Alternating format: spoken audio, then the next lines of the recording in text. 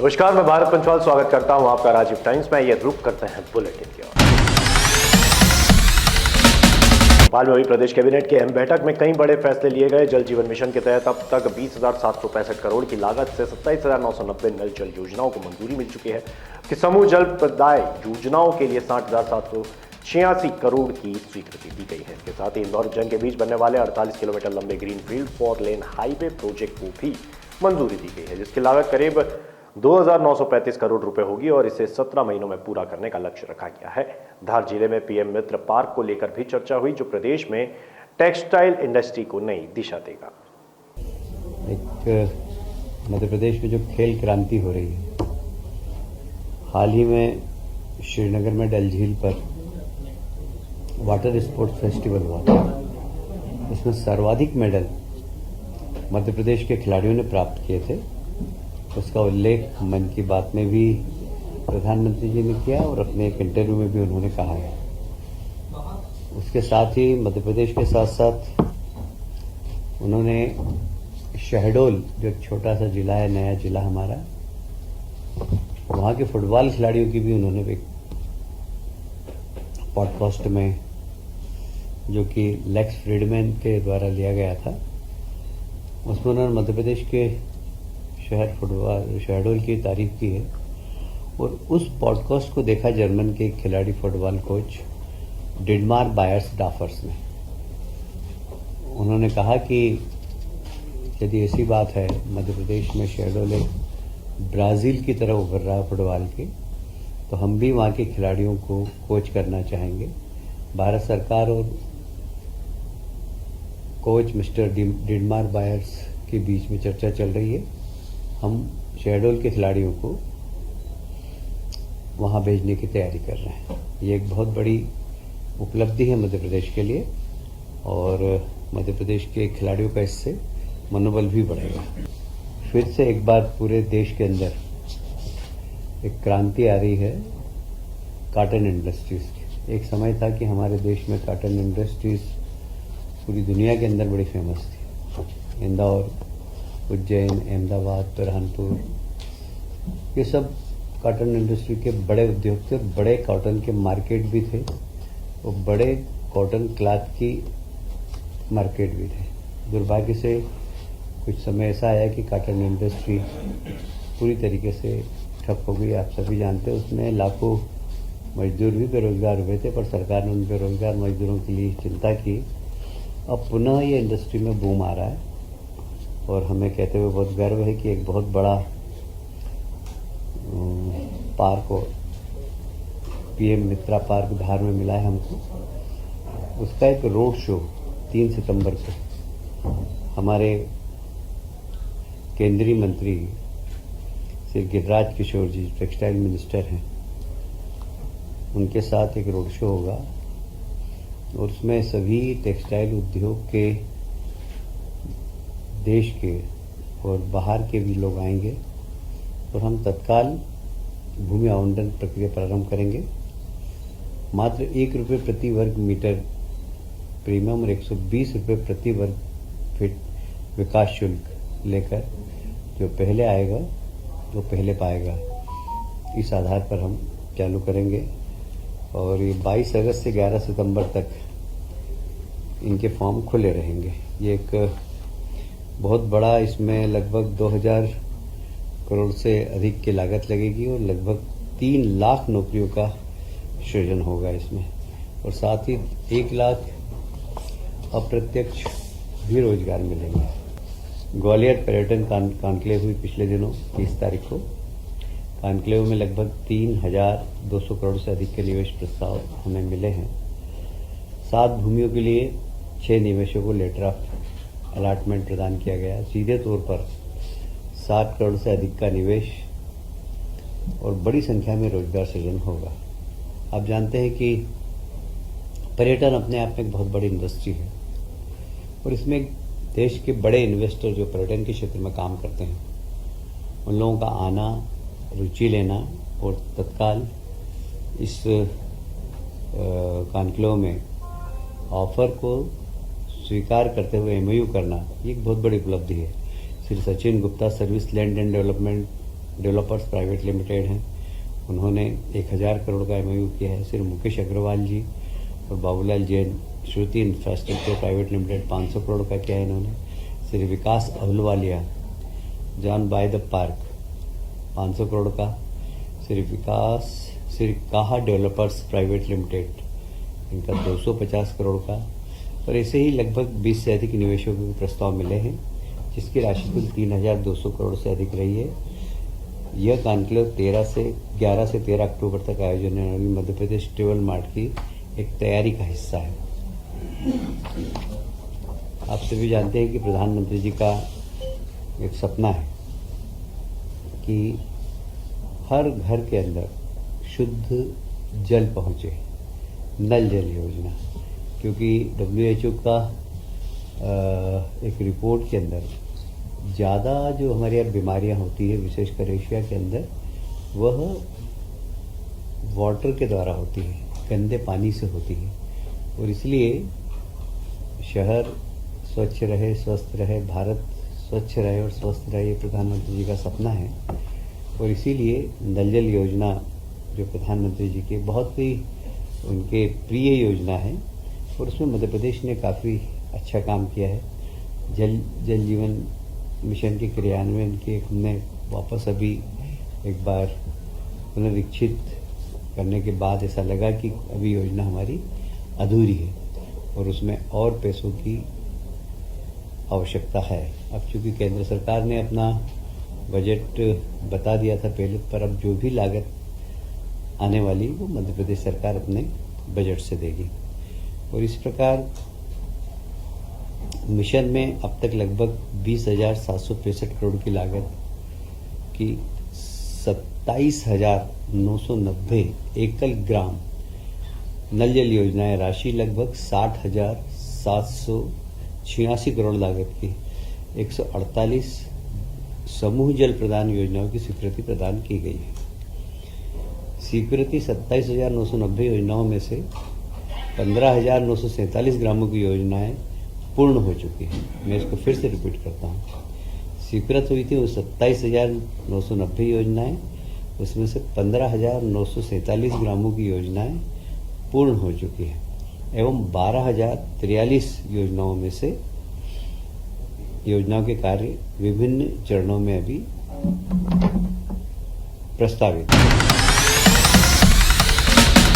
राजधानी भोपाल में कांग्रेस कार्यालय के बाहर सतना जिले के कार्यकर्ताओं ने जोरदार विरोध प्रदर्शन किया। युवा कांग्रेस जिला अध्यक्ष मसूद अहमद शेरू ने प्रदेश नेतृत्व पर गंभीर सवाल उठाया और कहा कि नए शहर अध्यक्ष की नियुक्ति में पारदर्शिता नहीं बरती गई। सूद ने चेतावनी दी कि यदि उनकी बात नहीं मानी गई तो वे दिल्ली में भी विरोध करेंगे और चरम कदम उठाने को मजबूर हो सकते हैं। छोटा सा एक कार्यकर्ता हूँ यूथ कांग्रेस से। मैं मेरी छात्र राजनीति से राजनीति स्टार्ट हुई। मैं VMB कॉलेज का प्रेसिडेंट बना, इलेक्टेड बना, किसी की दया दृष्टि से नहीं बना। मैं VMB कॉलेज का छात्र संघ का अध्यक्ष बना। फिर उसके बाद मैं 101 विधानसभा अध्यक्ष लगा। राहुल गांधी जी ने जो नेता चुनने की जो उनकी स्कीम थी, उससे मैं चयन होकर निकल के आया।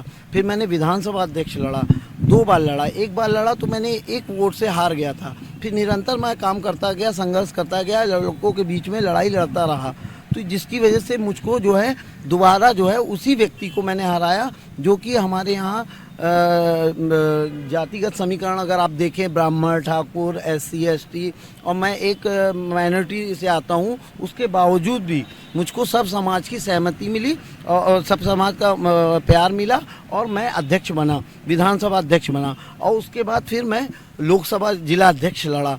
हमारे सामने 4 ब्राह्मण लड़ रहे थे और मैं वहाँ पे, मेरे को ब्राह्मणों का सपोर्ट मिला, मेरे को ठाकुरों का सपोर्ट मिला, मेरे को SC ST का, मेरे को सभी धर्मों का मुझे सपोर्ट मिला। तब जाके मैं जिला अध्यक्ष बना और थोड़े मोड़े अंतर से नहीं, बहुत लंबे अंतर से, जो 2400 से वोट के लगभग के अंतर से मैं जीता।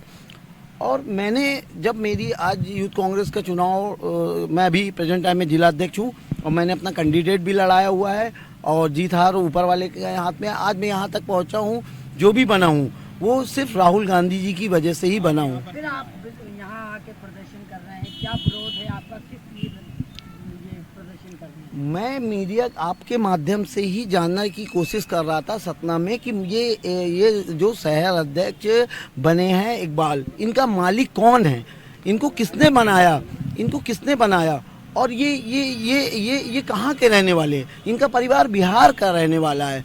हम लोग पुश्तैनी कांग्रेस हैं। आज तक किसी आंदोलन, धरना, प्रदर्शन की मुझे फ़ोटो दिखा दिया जाए, उनकी एक भी फ़ोटो दिखा दिया जाए। आज 25 साल से मैं लड़ाई लड़ रहा हूँ, 22 मुकदमे हमने हमारे ऊपर लगे हैं। मैं जेल भी गया हूँ और मैंने लाठियाँ डंडे भी खाए हैं, और आज भी मैं अपने लोगों की लड़ाइयाँ लड़ता हूँ। और मैं सतना जिला का युवा कांग्रेस अध्यक्ष हूँ जी। विरोध कर रहे हैं उनका, मतलब कि उनको जो मैं संगठन में जो ये राहुल जी ने जो कहा था यहाँ पे मानस भवन में, मैं वहाँ पे मौजूद था। उन्होंने एक कार्यकर्ता को बनाने के लिए कहा था, और जो दिल्ली से पर्यवेक्षक आए थे उनकी लिस्ट हमको दिखा दी जाए। भाई ये कहाँ से आप ले आके इनको बैठा दिए? ये धरने से पहले आप कांग्रेस के बड़े नेताओं से मिलने की कोशिश की? मैंने किया, सबसे मिलने, शीर्ष नेताओं से मिलने की कोशिश किया। सतना के बाद मैंने भोपाल में मिलने की कोशिश किया, और भोपाल में मैं मिलने की कोशिश किया, मुझे जवाब नहीं मिला। जब मुझे जवाब नहीं मिला तो मैंने सोचा कि अब यही एक सहारा है, मैं अनशन में बैठ जाता हूँ यहाँ पे आके। बैठे रहेंगे जो आपके? मैं तो अभी अनिश्चितकालीन का मूड बना के यहाँ पे बैठा हुआ हूँ। जब तक मेरी मांगे नहीं पूरी होंगी तो मैं बैठा रहूँगा। मांग है आपकी? मेरी मांग है कि उसको हटाया जाए और एक आम कार्यकर्ता को बनाया जाए। चाहे हमारे कांग्रेस के 18 उम्मीदवार हैं, उनमें से किसी को भी बना दिया जाए। मुझे अध्यक्ष नहीं बनना। मैं चाहता हूँ 18 दावेदार हैं, उनमें से किसी को भी बना दिया जाए। और इसका मालिक कौन है? जिसने इसे बनाया कौन है इसका मालिक? मेरे ख्याल से इकबाल सिद्दीकी करके हैं उनका नाम। हमारे समाज के व्यक्ति को, भाई वो बिहार के व्यक्ति है, उनको लाए, बना दिया उनको। हाँ, मैं यहाँ से दिल्ली भी जाऊँगा। अगर मेरी भोपाल में नहीं सुनी जाएगी, मैं दिल्ली भी जाऊँगा, दिल्ली भी कूच करूँगा, वहाँ पे भी धरने में बैठूंगा। नहीं सुनी जाएगी तो मैं हाथ में दाव भी करूँगा, मैं पेट्रोल डाल के अपने आप को आग लगा लूँगा। जब मेरे पिताजी आज वेंटिलेटर में पड़े हुए हैं, मैं उसके बाद भी अपने कार्यकर्ताओं की लड़ाई लड़ने आया हूँ। मैं आज किस पीड़ा में, मेरा दुख कोई नहीं समझ रहा है। मैं किस पीड़ा में हूँ यहाँ पे? मुझे अच्छा लग रहा है क्या मैं यहाँ पे बैठा हूँ? मुझे इस पार्टी की, राहुल गांधी इतनी मेहनत कर रहे हैं, इतनी पीड़ा है। सोनिया गांधी जी इतनी मेहनत कर रही, प्रियंका गांधी जी इतनी मेहनत कर रहे हैं। मैं किसी की बुराई नहीं करना चाहता, मैं यहाँ किसी की बुराई नहीं कर रहा। मैं सिर्फ इतना कहना है, उसको हटा दिया जाए। एक आम कार्यकर्ताओं को दे दिया जाए जो कांग्रेस कार्यालय में दरी बिछाता है। ऐसे व्यक्ति को दे दिया जाए जो हमारे यहाँ बनवारी चाचा है, दरी बिछाता है, उसको दे दो। आप एक आम कार्यकर्ता को दे दो। बस मेरी सिर्फ इतना निवेदन है, मुझे कोई लड़ाई नहीं है। कांग्रेस ने भाजपा सरकार को एक बार फिर कटघरे में खड़ा किया है। प्रवक्ता राहुल राज ने फसल बीमा योजना को किसानों के साथ सबसे बड़ा छलावा बताते हुए कहा कि बीमा कंपनियां और कॉर्पोरेट घराने तो मुनाफा कमा रहे हैं, लेकिन किसान मजाकिया मुआवजे पर निर्भर है। उन्होंने बताया कि कई किसानों को 50 रुपए से लेकर मात्र 1500 रुपए तक का मुआवजा मिला, कि प्रीमियम के बाहरी रकम वसूली गई है। राहुल राज ने इस पूरे मामले की उच्च स्तरीय न्यायिक जांच की मांग की है। लगभग 40,000 करोड़ का प्रीमियम वसूला गया, लेकिन किसानों को केवल 30,000 करोड़ रुपए लौटाया गया है, यानी प्रीमियम से भी कम फसल बीमा मिला है। ये आंकड़ों में देखने में आया है कि 2018-19 में किसानों को प्रीमियम से ज़्यादा बीमा मिला जब मध्य प्रदेश में कांग्रेस की सरकार थी, लेकिन भारतीय जनता पार्टी सरकार के लंबे अंतराल में किसानों को प्रीमियम से भी कम बीमा मिला है। हम ये आरोप लगाते हैं कि बीमा कंपनियों के साथ मिलकर सरकार जो है जानबूझ के कमीशनखोरी में ये बीमा के आंकड़े कम कर रही है। 2-2 साल तक किसानों का बीमा रोका जाता है, बीमा में कमीशन का खेल चलता है और किसान को मिलता है शून्य। हमने ये तथ्यों के साथ साबित किया है कि केंद्रीय कृषि मंत्री शिवराज सिंह चौहान के संसदीय क्षेत्र विदिशा रायसेन लोकसभा क्षेत्र और स्वयं राज्य के कृषि मंत्री ऐदल सिंह कंसाना जी के सुमावली में भी किसानों को 2024 खरीफ का शून्य बीमा मिला है।